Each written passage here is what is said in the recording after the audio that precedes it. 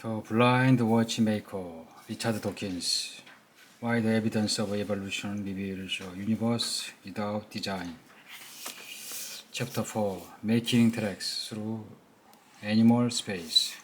As we saw in Chapter 2, many people find it hard to believe that something like the eye, Perry's favorite example, so complex and well designed, with so many interlocking working parts, could have arisen from small beginnings by a gradual series of step-by-step changes.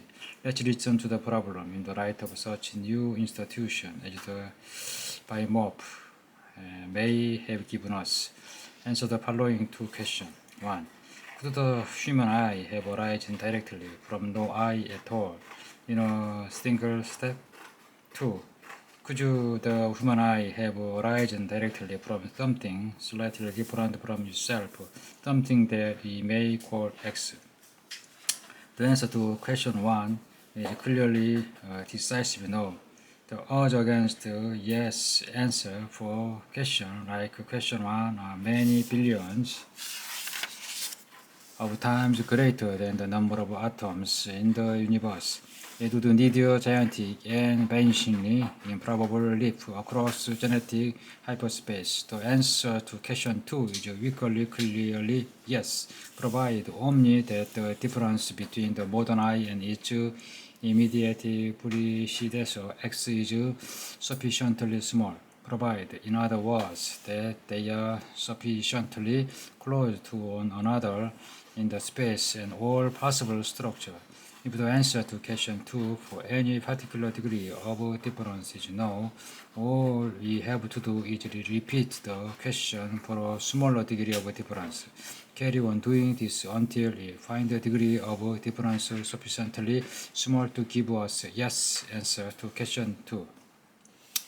X is defined as something very like a human eye, sufficiently similar that the human eye could plausibly have arisen by a single alternation in X. If you have a mental picture of X and you find it implausible that the human eye could have arisen directly from it, this simply means that you have chosen the wrong X. Make your mental picture of X progressively more like a human eye until you find an X that you do find plausible as an immediate predecessor to human eye. There has to be one for you, even if your idea is what's plausible, maybe more or less cautious than mine. Now, having found an X such that the answer to question 2 is yes, you apply the same question to X itself. By the same reasoning, we must conclude that X could plausibly have arisen directly by a single change from something slightly different again, which we may call X prime. Obviously, we can then trace X prime back to something else slightly different from it. X double prime is also 1.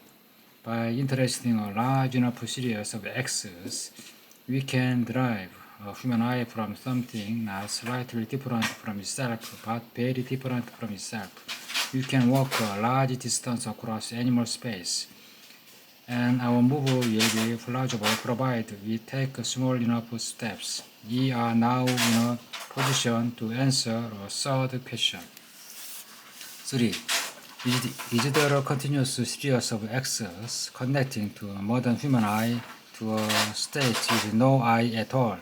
It seems to me clear the answer has to be yes, provided only that we allow ourselves sufficiently large series of X's. You might feel that 1000 X's is ample, but if you need more steps to make a total transition plausible in your mind, simply allow yourself to assume 10,000 X's, and if 10,000 is not enough for you, allow yourself 100 and 1,000 and so on. Obviously, the available time imposes an upper ceiling on this game, for there can be only one X per generation. In practice, the question therefore resolves itself into Has there been enough time for enough successful generation?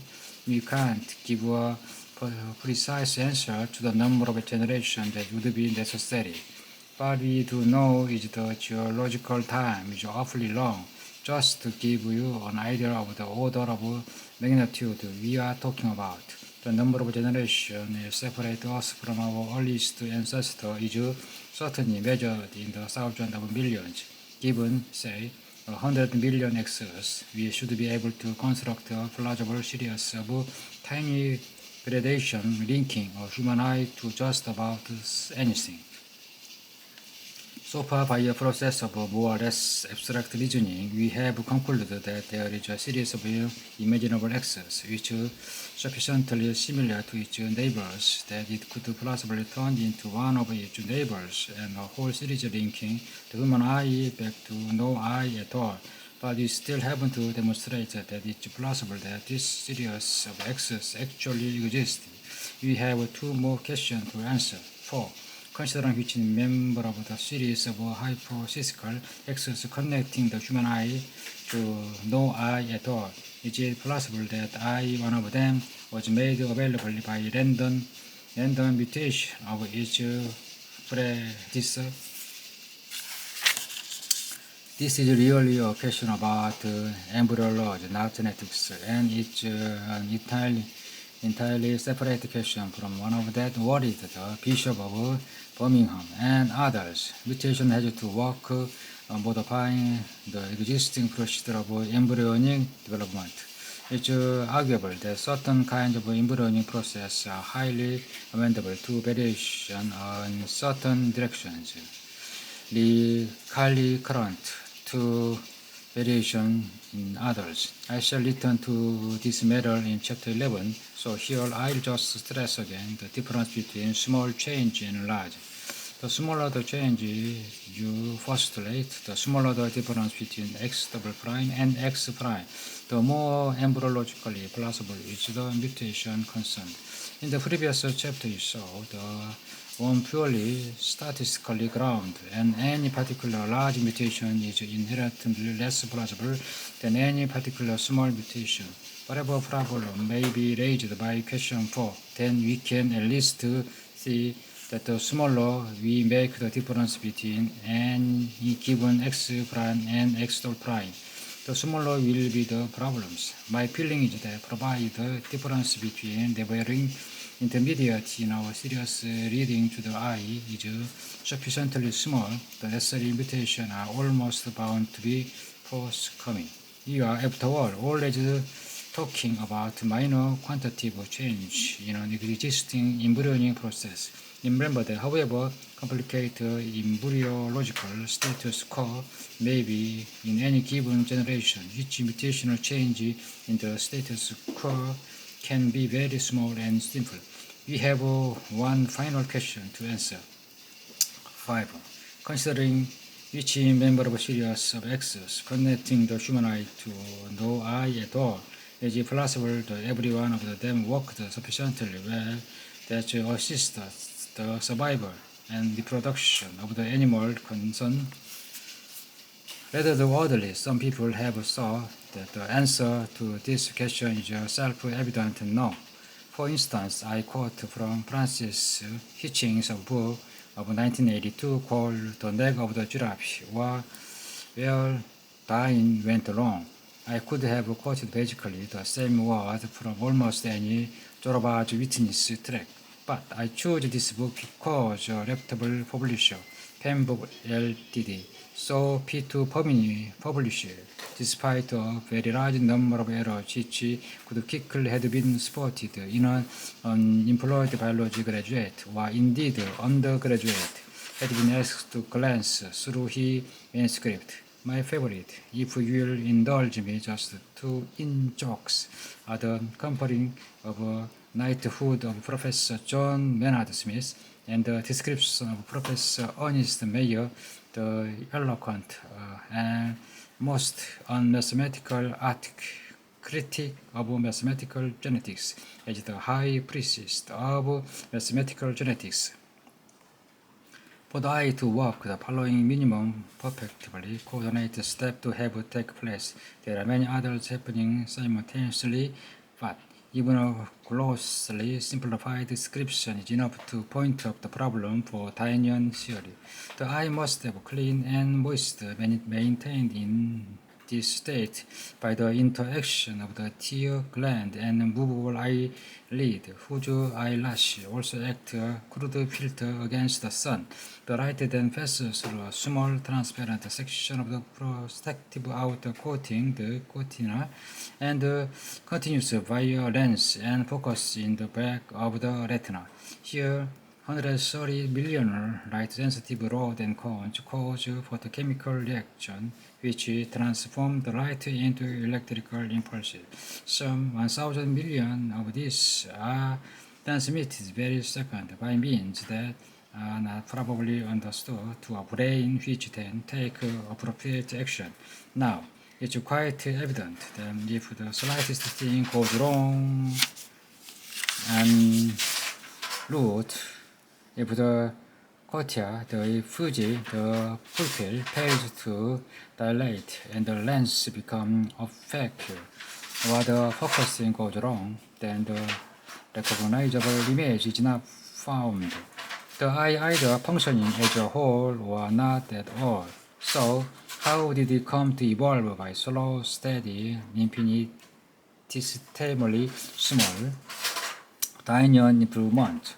It is really plausible that thousands upon thousands of lucky chance mutations happened coincidentally, so that the lens and the retina, which cannot work without each other, evolved in synchrony.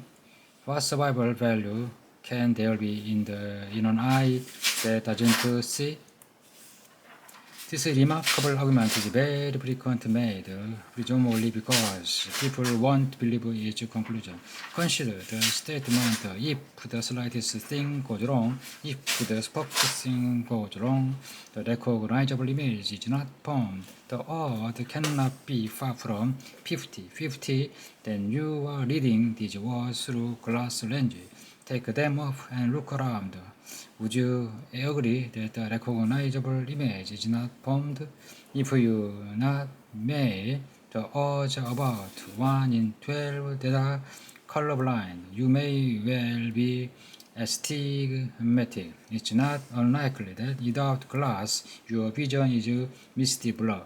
One of today's most distinguished, though not yet knighted, evolutionary theorist so seldom cleans his glass that his vision is probably a misty blur anyway, but he seemed to get along pretty well, and it's his own account. He used to play a mean game of monocular squash. If you have lost your glasses, it may be that you upset your friends by failing to recognize them in the street, but you yourself would be even more upset if somebody says to you, since your vision is now not absolutely perfect, you might as well go around with your eyes tight shut until you find your glasses again. Yet, that's essentially what the author of passage I have quoted is suggesting.